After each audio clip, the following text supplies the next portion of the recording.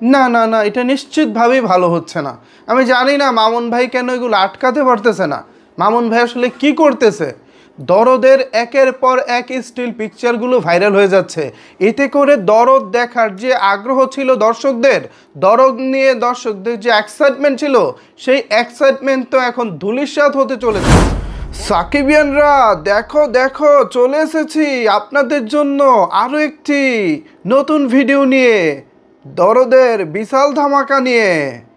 হালায়, আমরা জানি না ভিউয়ার্স, বাংলাদেশে বসে থেকে দরদ সিনেমা সেন্সর পাইছে, অথচ কলকাতা থেকে আমরা দেখি কাপল ভিডিও।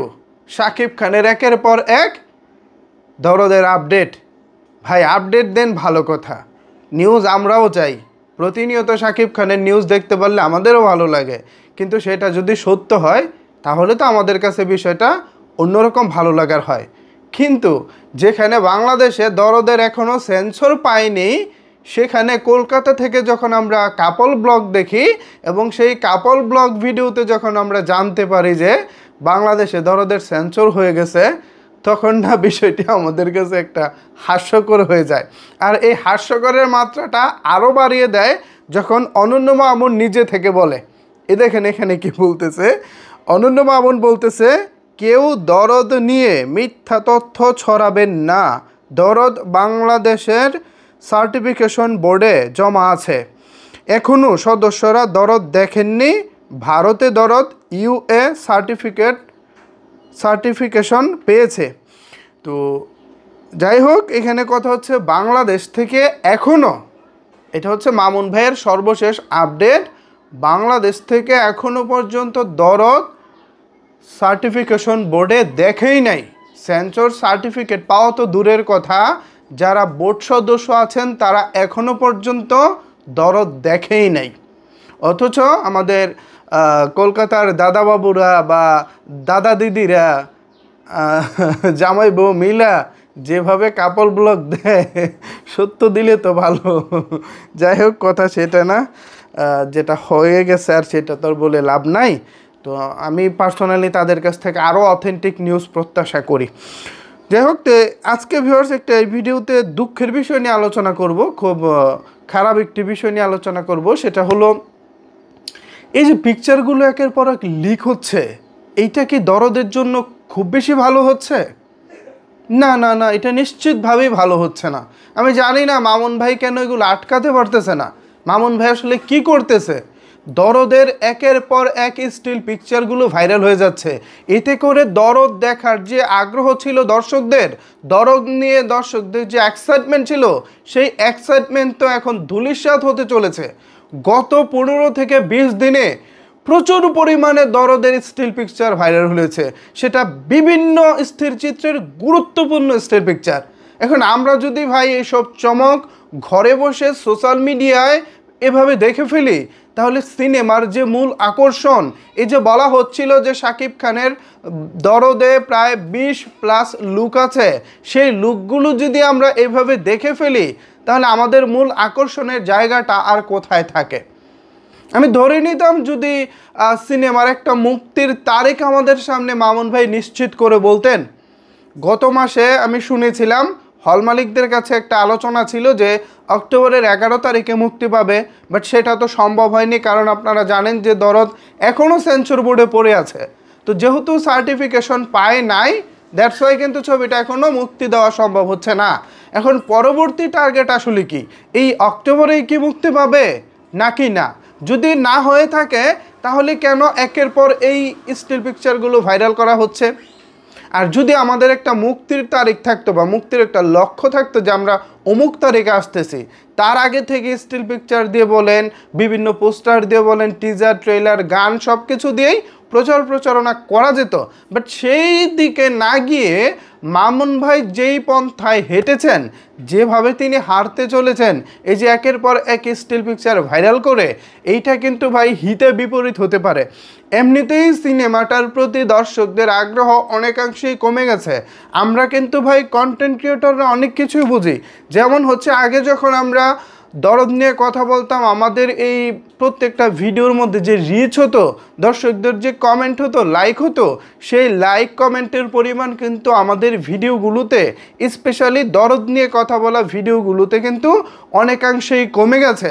তো এই জায়গা থেকেও কিন্তু আমরা বুঝতে পারি দর্শকের আগ্রহ কিন্তু এখন দরদ থেকে মোটামুটি অনেকটাই দূরে সরে গেছে।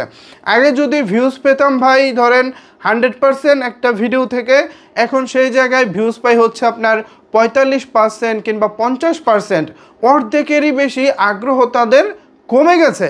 এখন এই যে আগ্রহ কমে গেছে, এর জন্য কিন্তু অবশ্যই অনন্য মামুন দায়ী।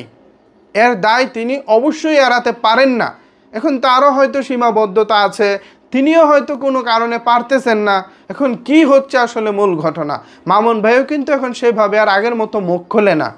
অনেক দিন পরে আজকে দেখলাম যে ফেসবুকের একটা স্ট্যাটাস, দরদ বাংলাদেশে সার্টিফিকেট পায়নি, অথচ এই বিষয়টি নিয়ে কলকাতার কিছু ইউটিউবার হয়তো তারা বলতেছে যে দরদ অলরেডি সার্টিফিকেট পেয়ে গেছে। ইভেন আমাদের দেশেরও, তাদের দেখা দেখে আমাদের দেশেরও কিছু ইউটিউবার অলরেডি বলতেছিল যে দরদ সার্টিফিকেট পেয়ে গেছে, অথচ এখনও পর্যন্ত কিন্তু দরদ সার্টিফিকেট পায় নাই। এটাই হচ্ছে আসল বাস্তবতা, এবং এইটাই মামুন ভাই এখানে স্পষ্ট বলে দিয়েছে। তবে এই স্ট্যাটাসে আরেকটা মজার বিষয় হচ্ছে ভারতে ইউএ সার্টিফিকেট পেয়েছে। তো এটা একটা ভালো দিক যে সেখানে অলরেডি সার্টিফিকেশন পেয়ে গেছে। তো আমরা ভারতে মুক্তি দিতে হয়তো আমাদের আর কোনো বাধা রইল না। তবে শাকিব খান কিংবা অনন্য মামুনের জন্য কিন্তু মূল মার্কেট হচ্ছে এই বাংলাদেশ। এখন এই মূল মার্কেটটাকে যদি মামুন ভাই নষ্ট করে ফেলে, তাহলে আই থিঙ্ক আমার যেটা মনে হয় যে দরদের জন্য একটা সময় গিয়ে হয়তো বা এটা বিপদের কারণ হতে পারে। তবে আমার বিশ্বাস, আমি আশা রাখতে চাই, আশাবাদী মানুষ আমি, মামুন ভাইয়ের এই দরদে নিশ্চয়ই দারুণ কিছু রয়েছে। পাশাপাশি হিন্দি গান, বাংলা গান, এই সব কিছু মিলিয়ে কন্টেন্ট হয়তো বা অনেক মজবুত হবে, মানে অনেক শক্তিশালী কন্টেন্ট হবে। যেই কন্টেন্টগুলো যখন একের পর এক আসা শুরু করবে, হয়তো বা এই যেসব দর্শকদের আগ্রহ কমে যাচ্ছিল, তারা হয়তো বা আবার নতুন করে আগ্রহী হবেন। আমি সেই বিশ্বাসটাই রাখতে চাই। শাকিব খানের একটি সিনেমা ভালো চলবে, ভালো চললেই তো ভাই আমরা খুশি। কোনো কারণে খারাপ চললে তো দিন শেষে পরিচালকের বদনাম হয় না, দিন শেষে অন্য কারো বদনাম হয় না, ওই নাম হয় কার? শাকিব খানের। ভালো চললেও শাকিব খানের, খারাপ চললেও শাকিব খানের, সিনেমা হিট হলেও শাকিব খানের, সিনেমা ফ্লপ হলেও শাকিব খানের। দিন শেষে কিন্তু অঙ্কটা এভাবেই কষা হয়। বছর শেষে যখন সালতামি করা হয়, সালতামামি করা হয় হচ্ছে আপনার এই বিভিন্ন পত্রিকায়, সেখানে কিন্তু উঠে আসে শাকিব খানের নামের পাশে কতগুলো হিট সিনেমা। সেখানে কিন্তু কোনো পরিচালকের নামের পাশে হিট সিনেমা কতগুলো এভাবে আসে না। হ্যাঁ, এটা আসতে পারে যে শাকিব খানের নামের পাশে তুফান হিট, পরিচালনায় রায়হান রাফি, শাকিব খানের নামের পাশে দরদ হিট, পরিচালনায় অনন্য মামুন, এভাবে হয়তো আসতে পারে। বাট কোন পরিচালকের কতগুলো হিট, সেগুলো কিন্তু সালতামামিতে আসে না।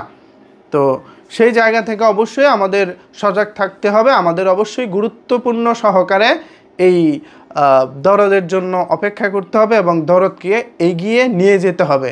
তা না হলে কিন্তু হয়তো শাকিব খানের জন্য একটা বদনামের কারণ হতে পারে। সো আমরা কিন্তু এই বদনামটা চাই না, প্লিজ, আমরা এই বদনামটা চাই না। সো সাকিবিয়ানরা, আমরা যেটা চাই, শাকিব খানের দরদ ভালো ব্যবসা করুক এবং খুব সুন্দরভাবেই মহা সমারোহে মুক্তি পাক। এ বিষয়ে যদি আপনাদের কোনো কিছু বলার থাকে, তাহলে অবশ্যই সেটি নিচের কমেন্ট বক্সে জানাতে পারেন। ধন্যবাদ সবাইকে সম্পূর্ণ ভিডিওটি দেখার জন্য।